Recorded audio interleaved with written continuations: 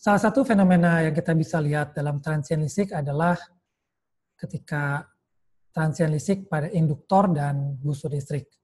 Di sini kita sekali lagi kembali ke konsep energi, bahwa energi dalam medan listrik adalah setengah CV kuadrat, energi dalam medan magnet adalah setengah LI kuadrat, dan disipasi energi adalah RI kuadrat.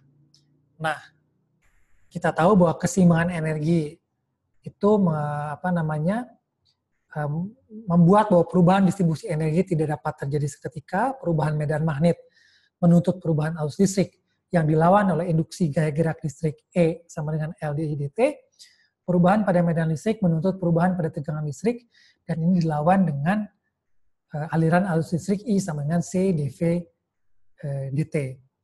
Nah, induktor dan busur listrik adalah ketika induktor merespon pemutusan arus listrik dengan membangkitkan potensial listrik yang besar pada terminalnya. Jadi, pemutusan arus listrik yang tiba-tiba, dI dt, karena ada parameter L, maka direspon dengan membangkitkan gaya gerak listrik E yang besar pada terminalnya.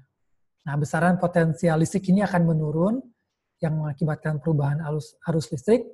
Inilah yang menyebabkan pemutusan rangkaian listrik tertutup sering menghasilkan busur listrik pada kedua kontaknya yang seiring waktu dapat mendegradasi kualitas kontak. Kenapa ya? Karena keseimbangan energi ini.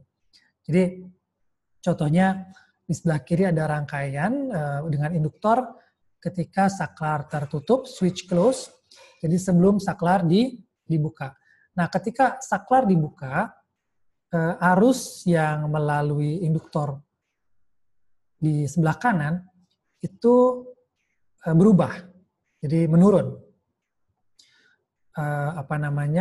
Ketika dibuka ada spark, ada busur listrik, kemudian arus menurun, dI dt, terjadi perubahan dI dt yang besar, kemudian ada parameter L, sehingga ada gaya gerak listrik VL, E, yang sama dengan negatif L dI dt.